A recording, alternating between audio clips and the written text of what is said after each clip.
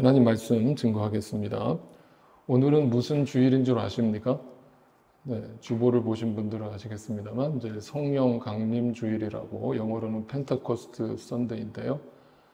성령 강림 주일이라고 하는 것은 말 그대로 오순절날 마가의 다락방에 성령이 처음으로 임재하신 사건을 기념하는 주일입니다. 정확하게 부활주일 이후로 50일이 된 날입니다.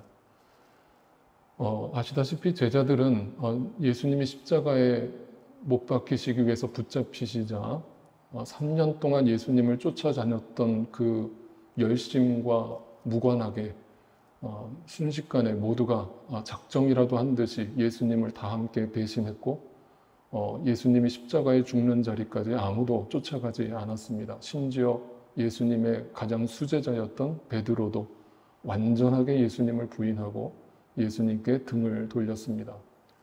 그렇게 연약하고 자기중심적인 인간, 죄인된 인간들이 결국에 부활하신 그 주님을 경험하고 나서 주님의 증인된 삶을 살아가기 시작했고, 그러나 부활하신 주님께서는 그 제자들에게 즉시로 증인된 삶을 살라고 하시기 전에 성령이 너희에게 오실 테니까 성령이 오시기 전까지 기다리라고 명령을 하셨습니다.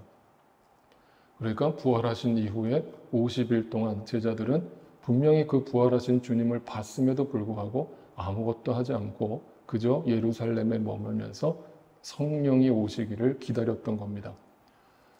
그렇다면 이제 이 얘기는 우리에게 뭘 들려주는가? 그만큼 기독교에 있어서 성령 하나님의 역사는 중요하다는 것을 말해주고 있습니다. 그런데 여전히 교회를 다닌다고 하는 크리스찬들 중에 성령을 알지 못하고 성령이 계심도 느끼지 못하며 전혀 그 성령의 체험조차 없는 상태로 지식으로만 신앙생활을 하는 사람들, 머리로만 신앙생활을 하는 사람들을 저는 지금까지 너무나 많이 봐왔습니다. 그걸 어떻게 합니까? 그걸 성령이 계신지 아닌지를 어떻게 합니까? 보면 합니다. 제가 도사는 아니지만 보면 합니다. 그냥 드러납니다. 성령이 계신 사람과 성령이 계시지 않는 사람은 삶에서 분명히 차이가 드러납니다. 그래서 자꾸 많은 분들이 신앙생활을 오해하는 것은 뭔가 내가 대단한 업적을 누려서 하나님께 영광을 돌리는 것이라고 착각을 하는 것입니다. 그래서 지난주 말씀처럼 화려한 꽃다발처럼 신앙생활을 착각하고 뿌리 없는 생명 없는 신앙생활을 하시는 분들을 너무 많이 보는 것입니다. 저는 바라옵기는 우리 함께하는 교회 모든 성도님들은 그렇게 신앙생활을 하시지 않기를 바라고 그렇게 신앙생활을 마무리 짓지 않게 되기를 바라는데 그건 제 뜻대로 되는 건 아니겠죠. 그래서 다시금 염려하는 마음에서 우리가 뭘 믿고 도대체 우리 안에 계신 성령님은 우리에게 뭘 가르쳐 주려고 하시는가에 대해서 먼저 짚고 넘어가겠습니다. 우리의 믿음은 하나님의 말씀에 기초합니다. 하나님의 말씀은 로고스, 태초 전부터 존재하셨던 말씀을 뜻합니다. 하나님이 곧 말씀입니다. 그러니까 요한복음 1장 1절과 창세기 1장 1절에 태초에라고 하는 in the beginning이라고 하는 단어는 헬라어 원어와 히브리 원어로 보면 in the beginning의 의미가 다릅니다. 제가 성경 공부 때 가르쳐 드렸는데 창세기에서 말하는 in the beginning은 시간의 시작을 뜻합니다. 태초 전에는 시간이 없었죠. 근데 태초에라는 그때부터 시간이 시작된 겁니다.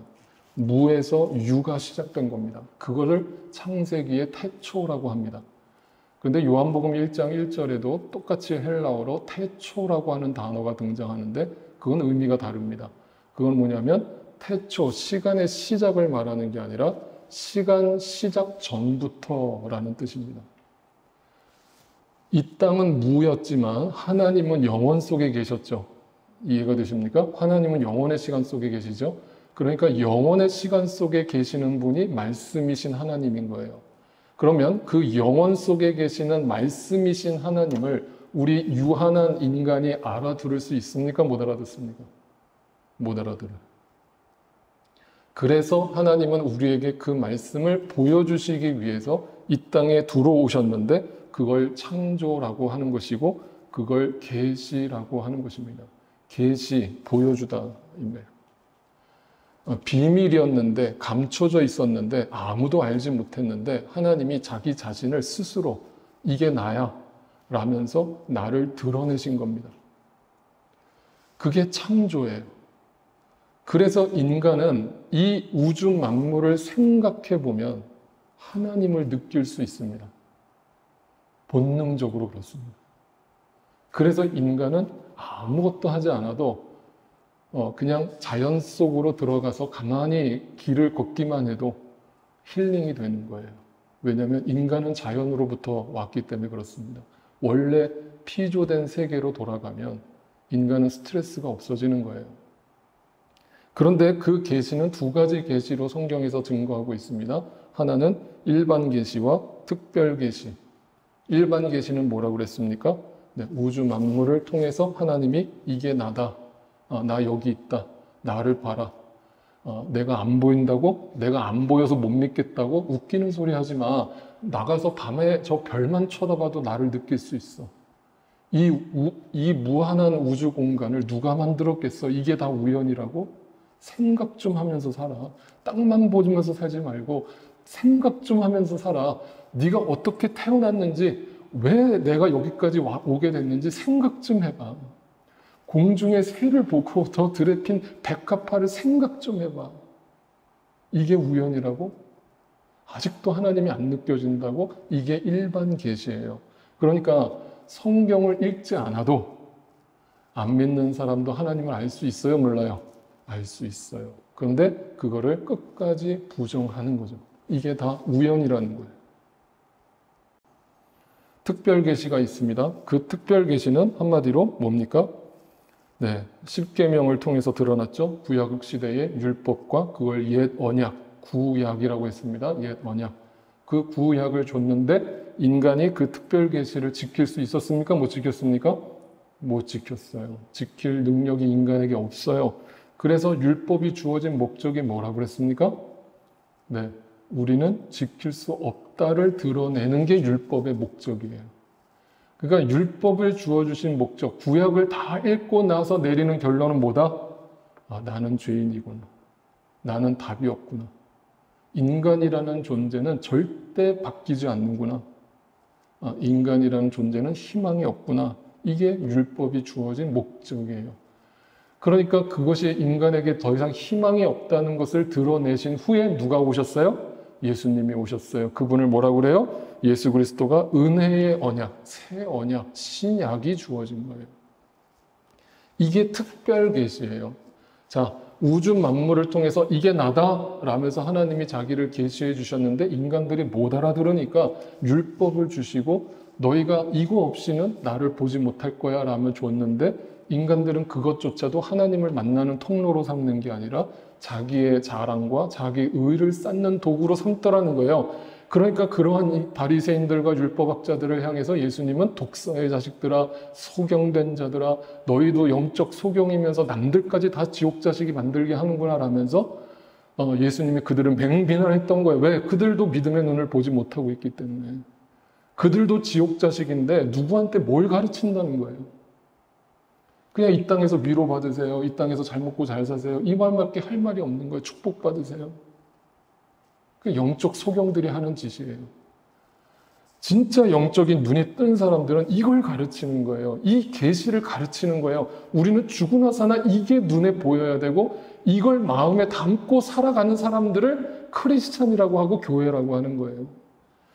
그런데 그 끝이 있다는 거예요. 절대 시작이 있으면 반드시 끝이 있어요. 여러분, 이 태양계도 오래 영원하지 않아요.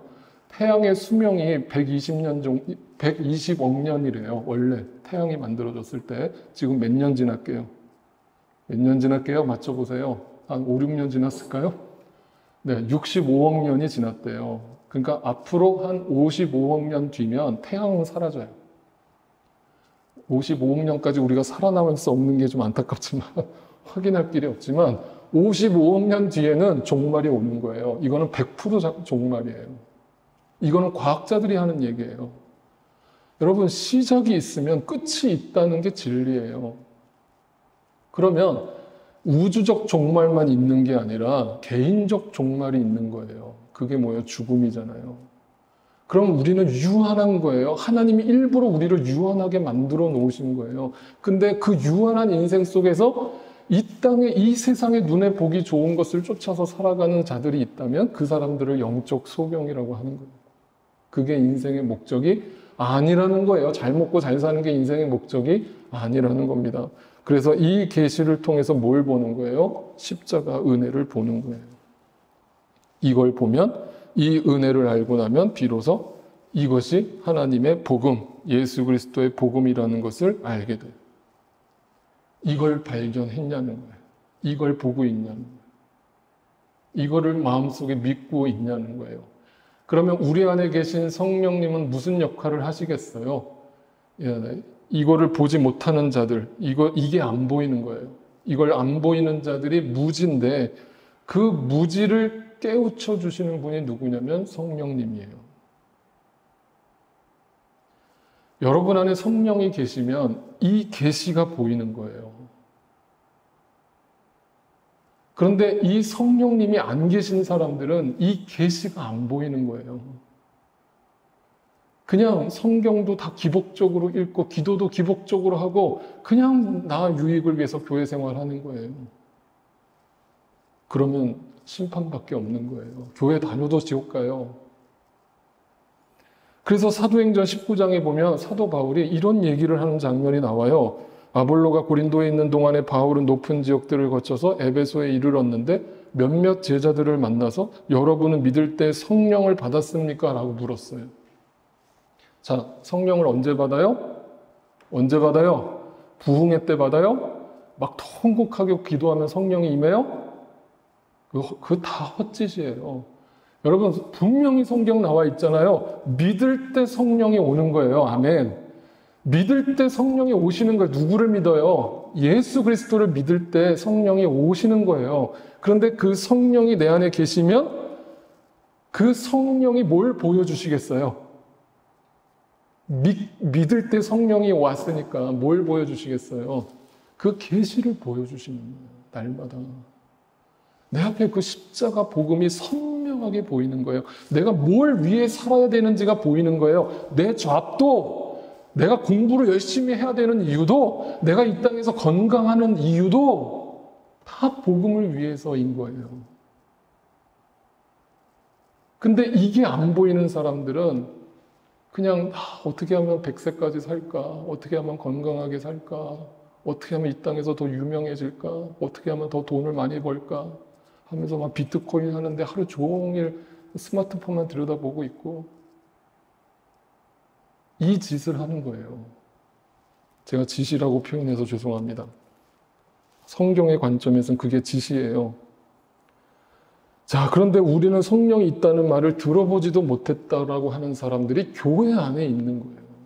교회 안에 있는 거예요. 왜? 그 계시가 안 보이는 거예요.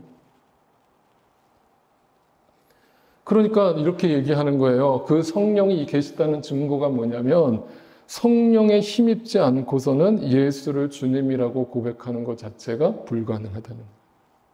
불가능하다는 거예요. 여러분, 이 고백이 제가 입술로만 하는 고백이라고 했습니까? 삶의 고백이라고 했습니까? 삶의 고백이에요. 증인된 삶을 살게 하는 거예요. 누가? 내 안에 계신 성령님. 자꾸 나를 사랑의 길로 가게 하시는 거예요.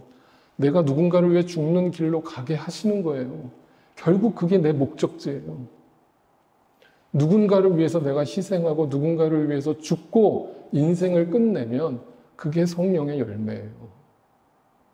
근데 어떤 사람들은 내 재산 많이 축적해놓고 그거 자식들에게 유산으로 물려주고 그러면서 자랑스럽게 비석에다가 이름 석자 새기고 죽어요. 그거는 바른 죽음이 아니에요.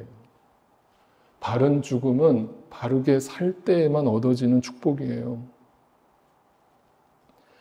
그래서 성령에 속한 사람들이 있고 성령에 속하지 않은 사람들이 있다라고 성경은 분명하게 전해, 두리뭉실하게 가르치지 않아요. 아주 분명하게 가르쳐요. 분명히 교회 안에도 성령에 속한 사람이 있고 육에 속한 사람들이 있다는 거예요. 기억하세요. 누구든지 그리스도의 영이 없으면 그리스도의 사람이 아니에요. 겉으로 봐서 교인이라고 해서 교인이 아니에요. 신자가 아니에요. 그 안에 성령이 계시는 증거가 나타나야 돼요. 그러면 그 성령이 우리에게 임하시면 어떤 일이 벌어지는 거예요? 오직 성령이 너에게 임하시면 뭐가 된다고요? 내 증인 되리라. 그 증인이 되는 장소가 어디라고 성경은 분명히 얘기합니까? 땅끝이라고 얘기하죠. 제가 이거 아주 누누이 강조해서 말씀드렸죠. 땅끝이 어디예요? 어딥니까? 저기 아프리카 오지죠. 무조건 거기에 단기 선교 떠나야 되는 거죠. 왜 안 가요? 그럼 우리 거기가 땅끝인데 왜 안 가고 있으세요?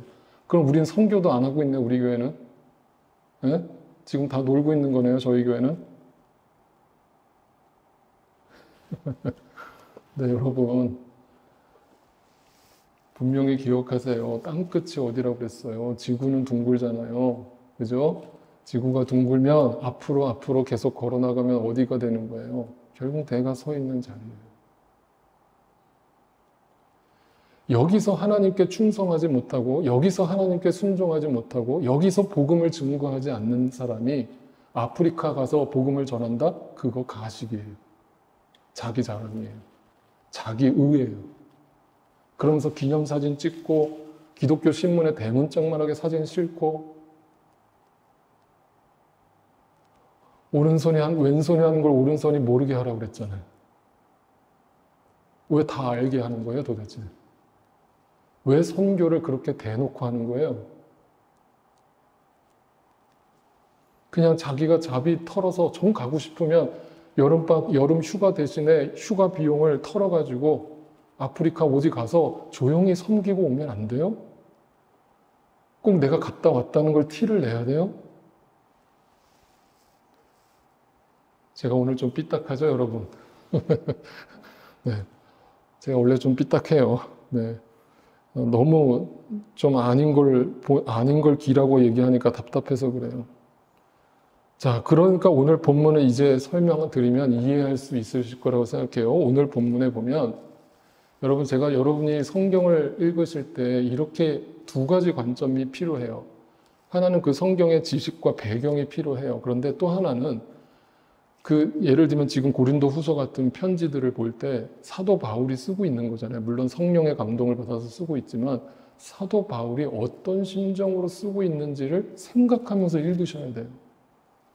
자, 사도 바울이 오늘 본문 12절에서 이런 얘기를 합니다. 내가 그리스도의 복음을 전하려고 드로아에 갔을 때 주님께서 내게 거기에서 일할 수 있는 길을 열어주셨어요. 여러분, 사도 바울의 잡이 뭐예요? 선교하는 거 아닙니까? 복음 전하는 거 아니에요? 사도잖아요. 그러면 사도 바울에게 있어서 복음을 전할 수 있는 길이 열린 거는 좋은 거예요, 나쁜 거예요? 좋은 겁니까, 나쁜 겁니까? 좋은 거죠. 좋은 거잖아요. 기회가 온 거잖아요. 하나님이 복음을 전할 수 있는 길을 열어주신 거잖아요. 그러면 사도 바울이 기뻐해야 될 것 같잖아요. 그죠? 그죠? 근데 사도 바울이 그 다음 구절에 이런 얘기를 해요. 그러나, 자, 앞에 뭔가 일이 잘 되고 있다라는 얘기를 했어요. 뭔가 일이 잘 풀리고 있어요. 하나님께서, 하나님이 이 길로 인도하시는구나. 내가 전할 복음을 들을 사람들을 예비해 놓으셨구나. 그런데 그러나, 라면서 뭐라고 얘기하냐면, 내 형제 디도를 만나지 못하여 마음이 편치가 않대요. 우리말로 애써 이것도 아주 이렇게 좋게 애둘러서 표현을 했는데 원어를 보면은 내가 괴로워서 죽겠다는 거예요. 여러분, 디도가 도대체 누구길래 디도를 만나지 못한 게 이렇게 사도 바울이 괴롭다는 거예요. 그리고 적어도 사도라면 어떤 상황 속에서도 찬양하고 감사해야 되는 거 아니에요? 자족하는 비결을 배웠다면서요. 그런데 사도 바울이 지금 어떤 상황에 맞닥뜨리자 너무 괴로워서 죽겠다는 거예요. 근데 그 상황이 분명 사도의 입장에서 보면 좋은 일이 벌어지고 있단 말이에요. 제가 무슨 말씀을 드리려는지 잘 들어보세요. 항상 우리의 인생에도 마찬가지예요. 여러분, 사도 바울과 같은 2000년 기독교 역사에서 이런 위대한 사도가 없었음에도 불구하고 이 사도 바울도 항상 하나님의 일을 하는 그 과정에서 그러나를 경험하는 거예요. 내 뜻대로 안 되는 일을 마주하는 거예요. 내 계획이 무산되는 것을 경험하는 거예요. 분명 나는 이 길로 가는 게 축복의 길인 게 보이는데 뭔가 불편하지 않은 상황을 하나님이 만나게 하시는 거예요. 근데 그 불편한 상황이 어떤 상황이냐면 누구일까요? 짐작해 보세요. 디도를 왜 기다릴까요? 그 디도가 고린도 교회에 갔었거든요. 그리고 그 고린도 교회 소식을 들고 사도 바울과 중간에서 만나기로 했던 거예요. 그런데 디도가 안 나타나는 거예요. 그 디도를 못 만나서 괴로운 게 아니죠. 왜 괴롭겠어요? 사도 바울이. 지금 사도 바울은 지금 이쪽으로는 사역의 길이 열렸는데 이쪽 내가 이미 복음을 전해서 세운 교회, 고린도 교회는 지금 만신창이가 돼 있는 거예요. 그러면 이 교회가 지금 잘 되고 있다고 내가 처음 개척한 교회가 엉망이 돼도 사도 바울은 기쁘고 감사해요? 내가 자식이 둘이 있는데 한 자식은 막 잘 돼요. 막 길이 열리고 축복을 받아요. 근데 한 자식은 맨날 고난 가운데 있어요. 그럼 부모 마음이 어디 쪽에 가요?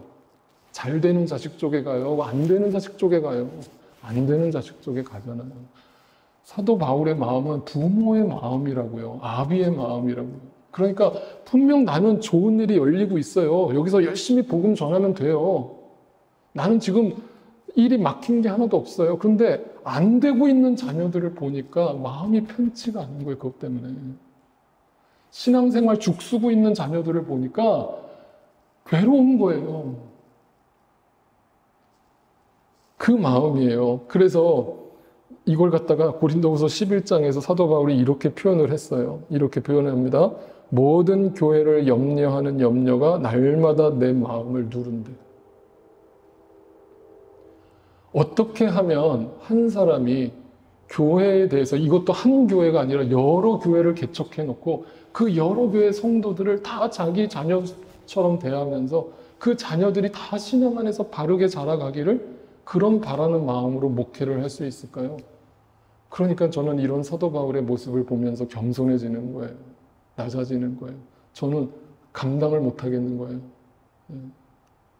그 사도 바울은 자기 문제에만 집중하는 사람이 아니라 다른 사람들 수백 명, 수천 명의 성도들을 늘 밤새워서 그 성도들을 생각하면서 그 성도들을 위해서 중보하면서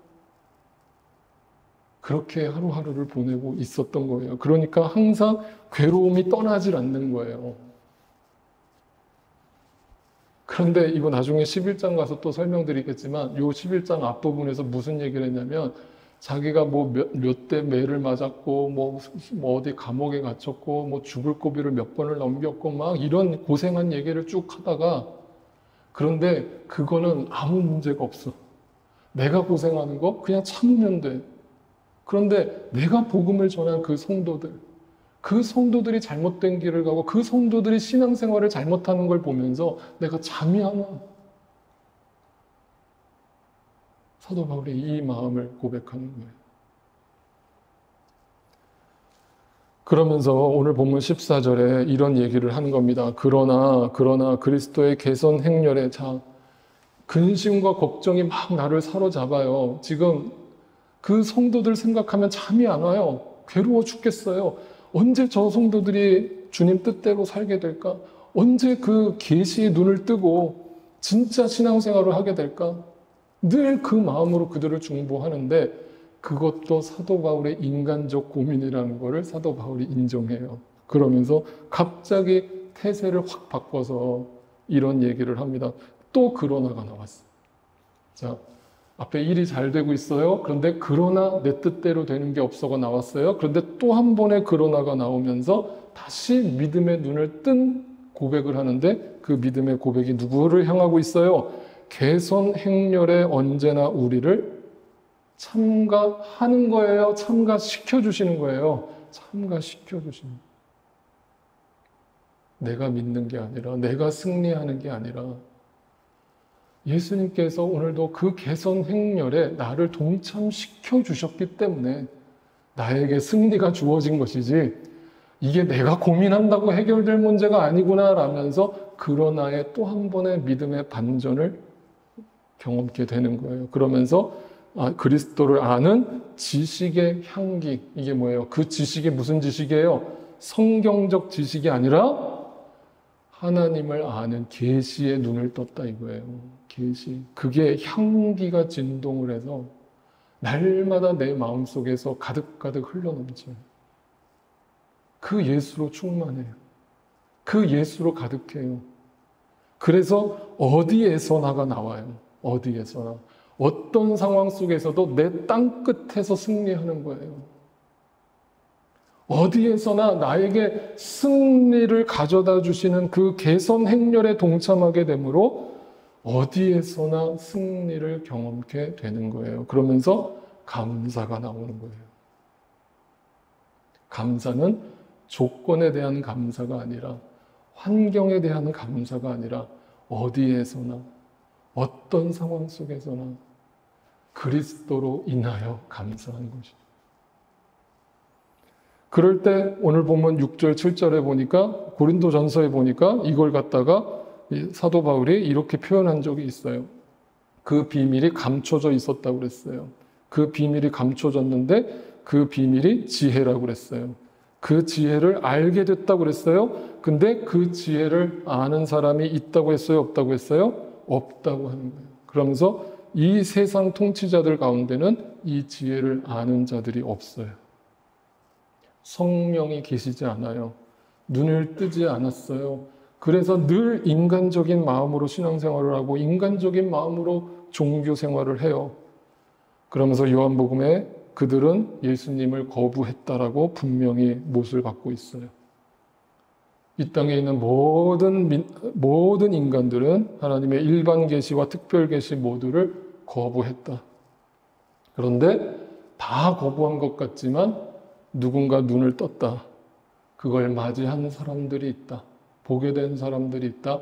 그 일반 계시와 특별 계시의 은혜를 보게 된 사람들이 있다. 성령을 통해서 믿음의 눈이 열린 자들에게 보여지는 하나님의 비밀, 하나님의 지식, 그 지혜를 아는 자들이 승리를 얻게 된 것이다.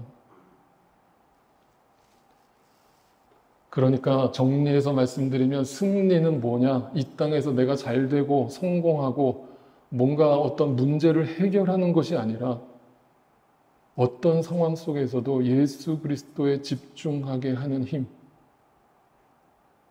어떤 상황 속에서도 십자가의 정신을 놓지 않고 그 십자가의 복음을 증거하기 위해서 증인된 삶을 살아내는 힘, 그것이 나로부터 나오지 않고 내 안에 계신 성령님이 계시다는 증거, 그것이 승리라고 가르쳐 주는 겁니다. 그러나 나는 내 디도를 만나지 못하여 마음이 괴로웠지만 개선 행렬에 동참하게 되므로 승리를 경험했기 때문에 감사하다라고 사도 바울은 고백할 수 있는 거예요. 그러면서 오늘 본문의 유명한 9절 15절 우리가 다 뭐라고요? 그리스도의 향기, 이 말을 갖다가 우리는 보통 어떻게 이해를 하고 있냐면 세상에서 향기롭게 살아라, 정직하게 살아라, 좀 도덕적으로 윤리적으로 깨끗하게 살아라, 너는 그리스도의 향기가 아니냐? 이렇게 이해를 하시는 분들이 있는데 틀린 말은 아니지만 그게 먼저가 아니에요. 사도 바울이 얘기한 거는 지금 제가 앞에서 쭉 설명드린 성령을 만난 사람, 성령의 그 역사를 통해 계시의 눈을 뜬 사람, 어떤 상황 속에서도 나에게 이김을 주시는 그 성령 하나님의 도움을 받아서 내 앞에 그 십자가 복음이 선명하게 날마다 보이는 사람, 그 사람들이 그리스도의 향기로 살아갈 수 있다는 뜻이, 그게 다른 말로 하면 증인이라는 뜻이, 노력하는 게 아니라고. 그러니까 그때가 나에게 아직 주어지지 않았다면 절망하지 마세요. 교회 안에 들어와 있는 것만으로도 여러분에게 희망이에요. 그러나 분명히 기억하세요. 그때가 올 거예요. 여러분 안에서 저절로 향기가 나는 때가 올 거예요. 그 사람 옆에 가면 마음이 불편해지는 게 아니라 그 사람 곁에 가면 그냥 마음이 푸근해지고 왠지 내 마음을 털어놓고 싶고 의지하고 싶고 기도 부탁하고 싶고 이런 마음이 드는 그런 존재가 될 거예요. 그건 내 성격과 상관없어요. 여러분, 사도 바울도 그렇고 베드로도 그렇고 성격적으로 보면 괴팍한 사람들이에요. 다혈질적인 사람들이에요. 얼마나 성격 급한 사람들인지 몰라요. 근데 사도 바울과 베드로 옆에만 가면 사람들이 치유받는 거예요. 힐링이 되는 거예요. 그 사랑을 느끼는 거예요. 왜? 내가 노력한 게 아니에요. 인격이 아니에요. 그 안에서 그리스도로 성령으로 나오는 향기예요. 그 향기가 우리 안에 진동할 수 있게 되기를 바랍니다. 그런데 중요한 거 기억하세요. 오늘 16절에 이렇게 얘기했어요. 멸망당하는 사람들에게는 죽음에 이르게 하는 죽음의 냄새가 난다. 죽음의 냄새. 곁에 가는 게 불편해져. 냄새나. 이 사람하고 가까워지는 게 냄새나. 나도 물들까 봐 걱정돼. 불편해지는 거예요. 그런데 그 옆에 어떤 사람들, 구원받은 자들에게는 생명의 향기가 나는 거예요. 그러니까 사도 바울이 이거를 고린도 교인들한테 왜 던지고 있는가? 당신들은 어느 쪽입니까? 라를 묻고 있는 거예요. 당신들은 다 교회 안에 들어와 있는데 죽음의 향기를 진동하고 교회 안에 앉아 있습니까? 아니면 생명의 향기를 뿜기고 있습니까? 이런 일을 누가 감당할 수 있겠습니까? 증인된 사람, 성령을 경험한 사람, 성령을 통해 계시, 십자가 복음이 날마다 선명하게 보이는 사람이 오늘 내가 서 있는 이 자리를 땅끝으로 삼아 내가 살아내야 될 그 복음과 사랑의 가치를 실현하는 사람. 그런데 그렇지 않은 사람들, 죽음의 향기를 뿜어내는 사람들이 어떤 사람들이라고 사도 바울이 마지막으로 얘기하는가? 17절. 우리는 많은 사람, 적은 사람. 주님 다시 오시는 날에 주여 주여 우리가 주님의 이름으로 이것도 하고 저것도 하고 얼마나 열심히 노력했는지 우리 기억하시죠? 라고 할 사람들도 많다, 적다? 많다. 성경 제대로 보시라고요. 하나님의 말씀을 팔아서 종교 장사꾼들이 있다는 거예요. 이건 목회자만 얘기하는 게 아니에요. 오해하지 마세요. 성도들 중에도 종교 장사꾼들이 넘쳐나요. 우리는 하나님께서 보내신 일꾼답게 진실하게 그 진실이라는 단어는 진정으로 이 말인데 그게 아까 사도 바울이 가졌던 마음을 말해요. 네. 자기 문제는 아랑곳하지 않고 교회 걱정이에요. 교회 걱정. 다른 성도들 걱정, 내 옆에 가족들 걱정, 내 이웃들 걱정, 그들이 교회 나오지 못하는 것 때문에 내가 잠이 안 오는 거예요. 여러분 그렇게 살아보셨어요? 지금까지? 나만 교회 잘 나오면 됐지? 여러분 그건 열매가 아니에요. 아직도 이 빈자리에 앉아야 될 사람들이 안 보인다면 그것 때문에 우리는 잠이 안 와야 돼요. 저는 여기 이렇게 빈자리가 있지만 이제 다 지금 이유가 있어서 못 나오신 거잖아요. 안 나오신 분들은. 그럼에도 불구하고 빈자리를 보는 저의 마음은 늘 찢어져요.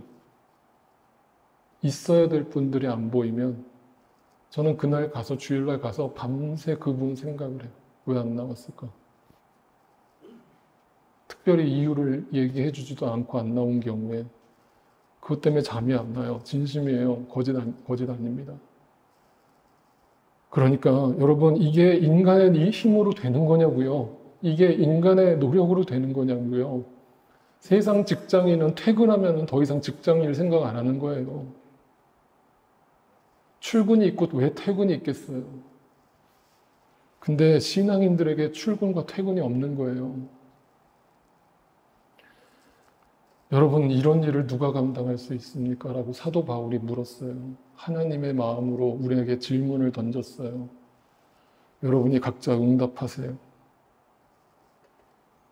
같이 찬양 드리겠습니다. 다 자리에서 일어나셔서 여러분 안에 성령 하나님이 계시다면 눈을 들어 세상을 보세요. 그곳에 내가 전해야 될 그 복음을 아직도 듣지 못하고 기다리고 있는 자들이 눈에 보여야 되고 밟혀야 돼요. 여러분, 그것 때문에 우리는 잠이 안 와야 돼요. 믿는 자여 어이할고, 우리에게 성경은, 하나님은 계속 우리에게 질문을 던지고 계시는 겁니다. 같이 고백하며 찬양하겠습니다.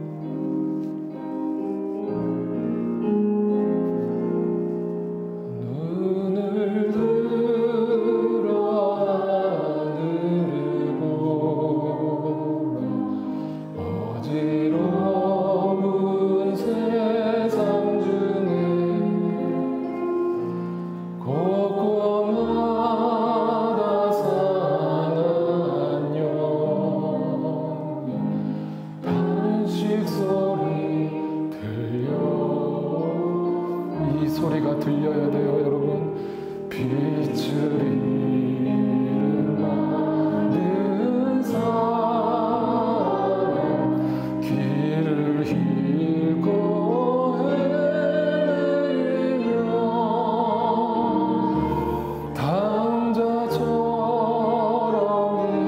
이지나 믿는 자여, 믿는 자여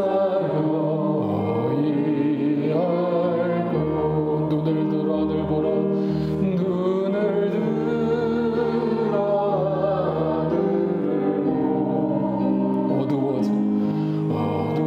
어두워진 세상 중에 외치는 자만큼만, 지는 자만큼만, 진짜 생명수는 말랐어. 이 탄식이 우리에게 있어야 됩니다. 죄를 대속하신 주님, 선한 일꾼 찾으시나. 대답하리 어디, 믿는 자들이 어찌할꼬, 믿는 자여 하고. 눈을 들어 하늘 보라, 눈을 들어 하늘 보라. 살아계신 주 하나님 보이십니까? 약한 자를 부르 계시를 보여주셨습니다.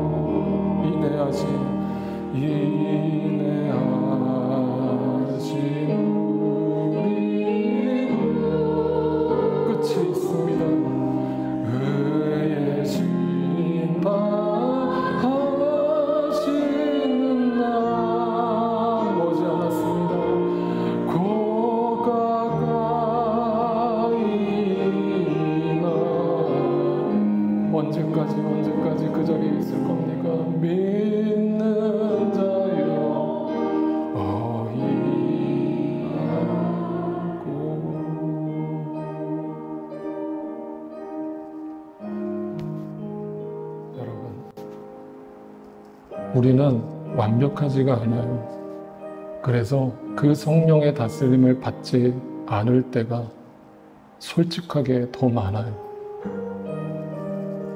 그럴 때 내 인간적인 생각에 집중하느라 하나님이 나에게 보내신 그 영혼들이 보이지 않고 그 영혼들을 지금까지 수없이 많이 놓치면서 살았어요. 여러분, 저도 마찬가지예요. 저는 하나님 앞에 설 자신이 없어요. 내 인간적인 생각 때문에 그때 그 영혼을 내가 붙잡았어야 했는데, 그때 그 영혼을 위해서 내가 무릎이라도 꿇었어야 했는데, 왜 그때 내 자존심이 발동을 했을까?